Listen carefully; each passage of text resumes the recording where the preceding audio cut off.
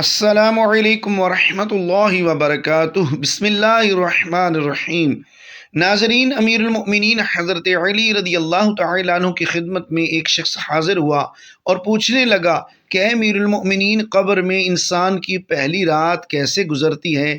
تو امیر المؤمنین حضرت علی رضی اللہ تعالیٰ عنہ نے فرمایا کہ میں نے اللہ رسول صلی اللہ علیہ وآلہ وسلم سے سنا ہے کہ انسان کی سب سے مشکل رات قبر کی پہلی رات ہوتی ہے، جب دوسرے انسان، اس کے دوست، عزیز و اقارب، رشتہ دار اسے دفنا کر چھوڑ کر واپس چلے جاتے ہیں تو وہ انسان روتا رہتا ہے۔ ہر ایک دوست کے پاس آتا ہے اور اسے روکنے کی کوشش کرتا ہے کہ مجھے چھوڑ کر نہ ہو، لیکن افسوس اس کی آواز کوئی نہیں سنتا۔ انسان اپنی زندگی میں بہت سے کام محض اپنی لذت یا خواہش کو پورا کرنے کے لیے کرتا ہے، جس کی وجہ سے یا تو اس کا پیسہ برباد ہوتا ہے یا صحت برباد ہوتی ہے۔ موت کو یاد رکھنے والے کی خواہشات کم ہوتی ہیں۔ اسی کے بارے میں نبی کریم صلی اللہ تعالیٰ علیہ وسلم نے فرمایا، لذتوں کو ختم کرنے والی موت کو کثرت سے یاد کرو۔ بارگاہ رسالت میں عرض کی گئی، کون سا مومن زیادہ عقل مند ہے؟ ارشاد فرمایا، موت کو کثرت سے یاد کرنے اور موت کے بعد کے لیے اچھی تیاری کرنے والے، یہی لوگ زیادہ سمجھدار ہیں۔ ہر شخص کی جتنی زندگی مقرر ہے، اس میں نہ زیادتی ہو سکتی ہے نہ کمی ہو سکتی ہے۔ جب زندگی کا وقت پورا ہو جاتا ہے، اس وقت حضرت عزرائیل علیہ السلام روح قبض کرنے کے لیے آتے ہیں اور اس شخص کے دائیں بائیں جہاں تک نگاہ کام کرتی ہے فرشتے دکھائی دیتے ہیں۔ مسلمان کے آس پاس رحمت کے فرشتے ہوتے ہیں اور کافر کے دائیں بائیں عذاب کے فرشتے ہوتے ہیں، اور اس وقت ہر شخص پر اسلام کی حقانیت آفتاب سے زیادہ روشن ہو جاتی ہے، مگر اس وقت کا ایمان معتبر نہیں، اس لیے کہ حکم ایمان بالغیب کا ہے اور اب غیب نہ رہا بلکہ یہ چیزیں مشاہد ہو گئیں۔ مرنے کے بعد مسلمان کی روح حسب مرتبہ مختلف مقاموں میں رہتی ہے، بعض کی قبر پر، بعض کی چاہے زمزم شریف پر، اور بعض کی آسمان و زمین کے درمیان، بعض کی پہلے دوسرے ساتویں آسمان تک، اور بعض کی آسمانوں سے بھی بلند، اور بعض کی روحیں زیر عرش قندیلوں میں، اور بعض کی علیین میں، مگر کہیں ہوں اپنے جسم سے ان کا تعلق و دستور رہتا ہے۔ جو کوئی قبر پر آئے اسے دیکھتے، پہچانتے، اس کی بات سنتے۔ حدیث میں ہے کہ ایک طائر پہلے قفس میں بند تھا اور اب آزاد کر دیا گیا۔ ائمہ اکرام فرماتے ہیں کہ بے شک پاک جانے جب بدن کے علاقوں سے جدا ہوتی ہیں، عالم بالا سے مل جاتی ہیں اور سب کچھ ایسا دیکھتی سنتی ہیں جیسے یہاں حاضر ہیں۔ حدیث میں فرمایا، جب مسلمان مرتا ہے اس کی راہ کھول دی جاتی ہے، جہاں چاہے جائے، مردہ کلام بھی کرتا ہے اور اس کے کلام کو جن اور انسانوں کے سوا تمام حیوانات وغیرہ بھی سنتے ہیں۔ جب مردے کو قبر میں دفن کرتے ہیں، اسے دبانا ایسا ہوتا ہے جیسے ماں پیار میں اپنے بچے کو زور سے چمٹا لیتی ہے، اور کافر ہے تو اس کو اس زور سے دباتی ہے کہ اندر کی پسلیاں ادھر اور ادھر کی ہو جاتی ہیں۔ جب دفن کرنے والے دفن کر کے وہاں سے چلے جاتے ہیں اور ان کے جوتوں کی آواز سنتا ہے، اس وقت اس کے پاس دو فرشتے اپنے دانتوں سے زمین چیرتے ہوئے آتے ہیں اور نہایت سختی کے ساتھ کرخت آواز میں سوال کرتے ہیں۔ پہلا سوال، تیرا رب کون ہے؟ دوسرا سوال، تیرا دین کیا ہے؟ تیسرا سوال، ان کے بارے میں تو کیا کہتا تھا؟ مسلمان ہے تو پہلے سوال کا جواب دے گا میرا رب اللہ ہے، اور دوسرے کا جواب دے گا میرا دین اسلام ہے، اور تیسرے سوال کا جواب دے گا وہ تو رسول اللہ صلی اللہ علیہ وآلہ وسلم ہیں۔ اس وقت آسمان سے ایک منادی ندا کرے گا کہ میرے بندے نے سچ کہا، اس کے لیے جنت کا بچھونا بچھاؤ اور جنت کا لباس پہناؤ، اور اس کے لیے جنت کی طرف ایک دروازہ کھول دو، جنت کی نسیم اور خوشبو اس کے پاس آتی رہے گی، اور جہاں تک نگاہ پھیلے گی وہاں تک اس کی قبر کشادہ کر دی جائے گی، اور اس سے کہا جائے گا کہ تو سو جا۔ پہلے اس کے بائیں ہاتھ کی طرف جہنم کی کھڑکی کھولیں گے جس سے جلن اور گرم ہوا اور سخت بدبو آئے گی، پھر بند کر دیں گے۔ اس کے بعد داہنی طرف سے جنت کی کھڑکی کھولیں گے اور اس سے کہا جائے گا کہ اگر تو ان سوالوں کے صحیح جواب نہ دیتا تو تیرے واسطے وہ تھی، اور اب یہ ہے تاکہ وہ اپنے رب کی نعمت کی قدر جانے کہ کیسی بلائے عظیم سے بچا کر کیسی نعمت عظمی عطا فرمائی۔ اگر مردہ منکر ہے تو سب سوالوں کے جواب میں یہ کہے گا، افسوس، مجھے تو کچھ معلوم نہیں، میں لوگوں کو کہتے سنتا تھا، خود بھی کہتا تھا۔ اس وقت ایک پکارنے والا آسمان سے پکارے گا کہ یہ جھوٹا ہے، اس کے لیے آگ کا بچھونا بچھاؤ اور اس کا لباس پہناؤ، اور جہنم کی طرف ایک دروازہ کھول دو، اس کی گرمی اور لپٹ اس کو پہنچے گی، اور اس پر عذاب دینے کے لیے 2 فرشتے مقرر ہوں گے جو اندھے اور بہرے ہوں گے، ان کے ساتھ لوہے کا گرز ہوگا کہ پہاڑ پر اگر مارا جائے تو خاک ہو جائے، اس ہتھوڑے سے اس کو مارتے رہیں گے، سانپ اور بچھو اسے عذاب پہنچاتے رہیں گے۔ اعمال اپنی مناسب شکل میں متشکل ہو کر کتا یا بھیڑیا اور شکل کے بن کر اس کو ایذا پہنچائیں گے، اور نیکوں کے اعمال حسنہ مقبول و محبوب صورت میں متشکل ہو کر انس دیں گے۔ حضور نبی کریم صلی اللہ تعالیٰ علیہ وسلم نے فرمایا، موت کو کثرت سے یاد کیا کرو کیونکہ وہ گناہوں کو زائل کرتی اور دنیا سے بے رغبتی پیدا کرتی ہے۔ حضرت حسن بصری رحمۃ اللہ علیہ فرماتے ہیں، جس نے موت کی یاد دل میں بسا لی تو دنیا کی ساری مصیبتیں اس پر آسان ہو جائیں گی۔ ایک خاتون نے ام المؤمنین حضرت سیدہ عائشہ صدیقہ رضی اللہ تعالیٰ عنہا کی بارگاہ میں دل کی سختی کی شکایت کی تو آپ رضی اللہ تعالیٰ عنہا نے فرمایا، موت کو کثرت سے یاد کرو، تمہارا دل نرم ہو جائے گا۔ ناظرین کرام، حضور نبی کریم صلی اللہ تعالیٰ علیہ وسلم نے فرمایا، موت کے بعد روح کیسے پکارتی ہے؟ میت کو سب سے زیادہ درد کب ہوتا ہے؟ مرنے کے بعد کا منظر کیسا ہوتا ہے؟ حضرت زید رضی اللہ تعالیٰ عنہ سے روایت ہے کہ نبی کریم صلی اللہ تعالیٰ علیہ وسلم نے فرمایا کہ میت پر سب سے زیادہ سخت حالت اس وقت ہوتی ہے جب کہ غسل دینے والا اس کو نہلانے کے لیے آتا ہے، اس کی انگلی سے انگوٹھی اتارتا ہے، جسم سے لباس اتارتا ہے، سر سے عمامہ جدا کرتا ہے، اس کی روح بے چین ہو کر فریاد کرتی ہے، جس کی آواز جن و انس کے سوا سب سنتے ہیں، اور کہتی ہے، اے نہلانے والے، تجھ کو خدا کی قسم میرے کپڑے بہت نرمی سے اتارو، کیونکہ ملک الموت کے پنجے کی تکلیف سے مجھے پوری طرح ابھی آرام نہیں ملا۔ پھر جب اس کو تختے پر لٹا کر اس پر پانی ڈالا جاتا ہے تو اس کی روح چلاتی ہے، اے نہلانے والے، خدا کے واسطے میرے جسم کو قوت سے ہاتھ نہ لگا، کیونکہ وہ جان کنی کی سختی سے زخمی اور چور چور ہو رہا ہے۔ پھر جب نہلا کر اس کے پاؤں کی طرف سے باندھ دیتے ہیں تو روح کہتی ہے، میں غسل دینے والے خدا کے لیے ابھی سر کی طرف سے میرے کفن میں گرا نہ لگا، تاکہ میری بیوی، بچے اور تمام رشتہ دار دنیا میں آخری بار میری صورت دیکھ لیں، کیونکہ آج میں ان سے بچھڑ رہا ہوں اور اب قیامت تک یہ میری صورت نہیں دیکھیں گے۔ پھر جب اس کا جنازہ تیار کر کے گھر سے باہر نکالا جاتا ہے تو روح پکارتی ہے، اے جنازہ اٹھانے والو، خدا کے واسطے ابھی جلدی نہ کرنا، تاکہ میں اپنے بال بچوں اور عزیز و اقارب سے رخصت ہو لوں۔ اے جنازہ اٹھانے والو، میں اپنی اولاد کو آج یتیم اور بیوی کو بیوہ چھوڑے جاتا ہوں، خدا کے لیے میرے بعد ان کو تکلیف نہ دینا، میں اپنا گھر اور مال و اسباب دوسروں کے لیے چھوڑے جاتا ہوں، اب یہاں کبھی واپس نہ آؤں گا اور قیامت تک کسی کی صورت نہ دیکھوں گا۔ پھر جب جنازہ اٹھا کر لے کر چلتے ہیں تو میت کہتی ہے، اے میرے بھائیوں، میں نے آج تک جو کچھ مال و اسباب جمع کیا تھا وہ صرف وارثوں کے لیے کیا تھا، آج ان میں سے کوئی میرے گناہوں کا ذرا سا بوجھ بھی نہیں اٹھا سکتا، ہر چیز کا حساب مجھ سے لیا جائے گا اور میرے وارث کھائیں گے اور اڑائیں گے۔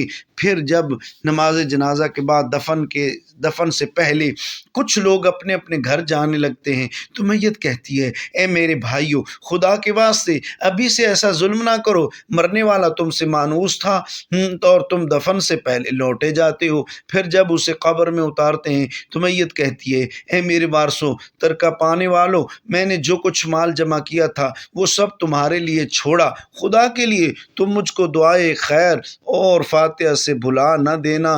بزرگوں کا قول ہے کہ آخرت کی منزلوں میں سے قبر پہلی منزل ہے۔ اگر اس منزل میں نجات پائی تو اس کے بعد کی منزلیں بہت آسان ہیں، اور اگر یہاں عذاب میں مبتلا ہوا تو آگے چل کر اس سے زیادہ سختی ہوگی۔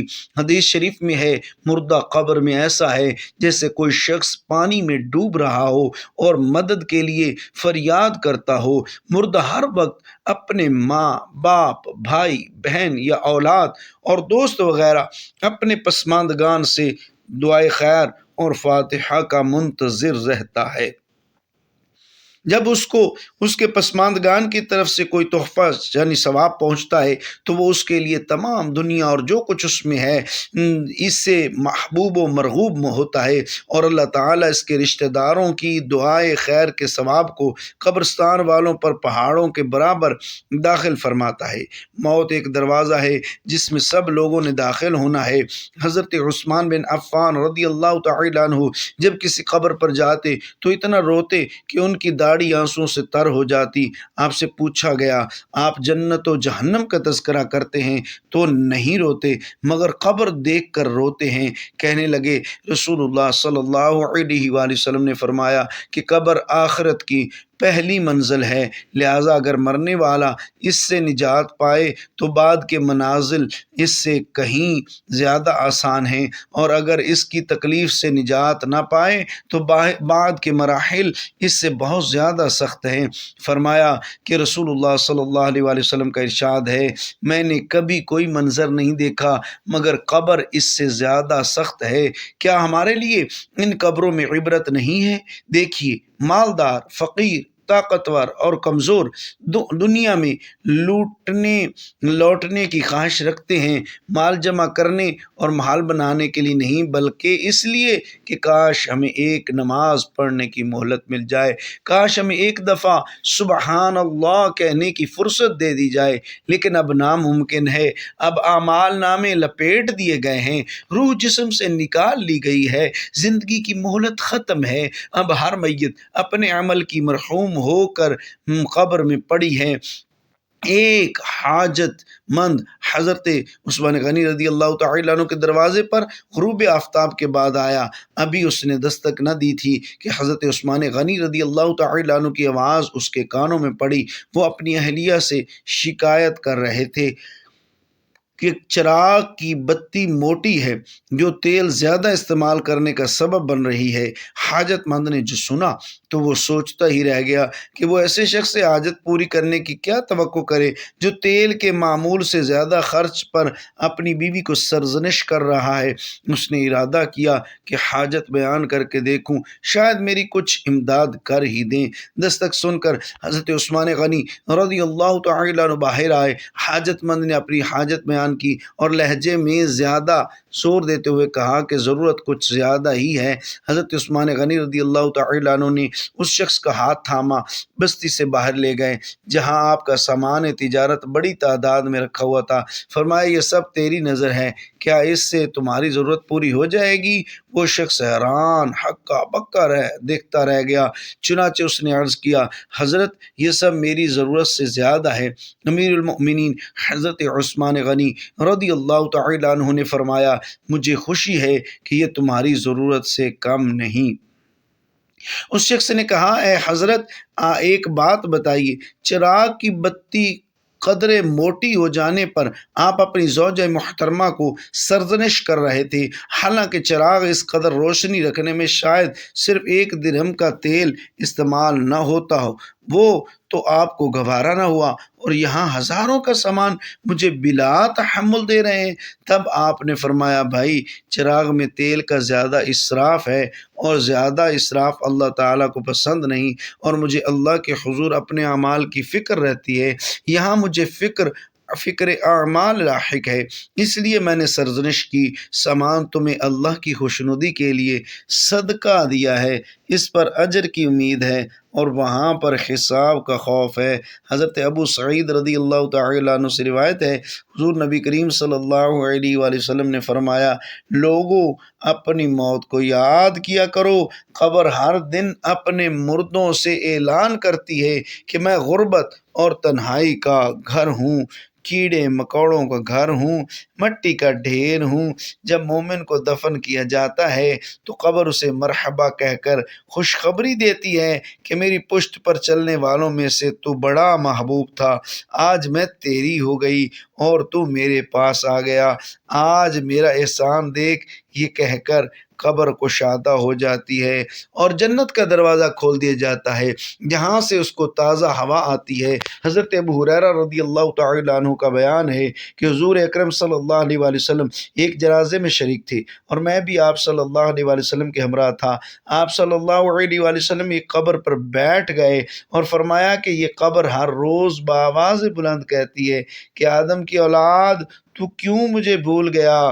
کیا تجھے یہ معلوم نہیں کہ میں تنہائی کا گھر، غربت کا گھر، وحشت کا گھر اور کیڑوں مکوڑوں کا گھر ہوں؟ مگر اللہ جس کے لیے کشادگی کا حکم فرمائے گا اس کے لیے کشادہ ہو جاؤں گی۔ اس کے بعد آپ صلی اللہ علیہ وآلہ وسلم نے فرمایا، اے قبر، تو یا تو جنت کا چمن ہے یا پھر آگ کا ایک تندور ہے۔ حضور اکرم صلی اللہ علیہ وآلہ وسلم نے فرمایا، مردہ جب قبر میں رکھا جاتا ہے تو قبر اسے کہتی ہے، اے ابن آدم، تو ہلاک ہو، تجھے کس چیز نے مجھ سے دھوکے میں رکھا؟ کیا تجھے معلوم نہ تھا کہ میں کیڑے مکوڑوں کا گھر ہوں؟ تجھے کس چیز نے مجھ سے بہکا کر نڈر کر دیا اور تو میری پشت پر بہت اکڑ کر چلتا تھا؟ اگر وہ مردہ نیک ہوگا تو جواب دینے والے اسے جواب دیں گے کہ اے قبر، تو دیکھ تو صحیح اس کے اعمال کیسے ہیں، یہ اچھائی اختیار کرتا تھا اور برائی سے دور رہتا تھا۔ یہ سن کر قبر کہتی ہے، بے شک یہ نیک تھا، اب میں اس کے لیے سرسبز ہو جاتی ہوں۔ مردے کا جسم اس وقت منور ہو جاتا ہے اور اس کی روح اللہ تعالیٰ کی طرف بھیج دی جاتی ہے۔ حضرت عبداللہ بن عبید رضی اللہ تعالیٰ عنہ سے روایت ہے کہ حضور صلی اللہ تعالیٰ علیہ وسلم نے فرمایا کہ مردہ قبر میں بھینچتا ہے اور ان لوگوں کے گھروں کی آواز بھی سنتا ہے جو اس کے ساتھ جنازے میں گئے ہوں۔ مردے سے اس کی قبر کہتی ہے کہ اے ابن آدم، تیری ہلاکت ہو، تو نے میری تنگی، بدبو اور کیڑے مکوڑوں کا خوف نہیں کیا، اس لیے تو نے ان چیزوں سے بچنے کے لیے تیاری نہ کی۔ بد اعمال مردے سے قبر کہتی ہے، تو نے میری تاریکی، میری وحشت، میری تنہائی اور تنگی، میرا غم تجھے یاد نہ رہا۔ اس کے بعد قبر اس کو جکڑ لیتی ہے اور فرشتے اس کو ہتھوڑوں سے ایسے مارتے ہیں کہ اس کی پسلیاں ادھر کی ادھر ہو جاتی ہیں۔ پھر دوزخ کی کھڑکی اس پر کھول دی جاتی ہے اور وہ مردہ حشر تک اس عذاب میں مبتلا رہتا ہے۔ مرنے کے بعد ہر مردے کو صبح اور شام اس کا ٹھکانہ دکھایا جاتا ہے۔ فرشتے جنتی کو جنت دکھا کر خوشخبری دیتے ہیں اور دوزخی کو دوزخ دکھا کر اس کی حسرت اڑاتے ہیں۔ ایک مرتبہ حضرت علی رضی اللہ تعالیٰ عنہ نماز جمعہ کی تیاری فرما رہے تھے، خطبہ شروع ہوا تو آپ رضی اللہ تعالیٰ عنہ روح کے بارے میں اہم ارشادات فرمانے لگے۔ یہ بات شروع ہی ہوئی تھی کہ ایک شخص حضرت علی رضی اللہ تعالیٰ عنہ سے کہنے لگا کہ یا علی، یہ جو انسان کی روح ہوتی ہے جب انسان سو جاتا ہے تو کیا یہ جسم سے جدا ہوتی ہے؟ تو حضرت علی رضی اللہ تعالیٰ عنہ نے اس بات کے جواب میں ارشاد فرمایا، تمہارے جسم اور ہر انسان کے جسم میں جو روح اللہ تعالیٰ نے ڈالی ہے یہ 3 حصوں میں تقسیم ہے۔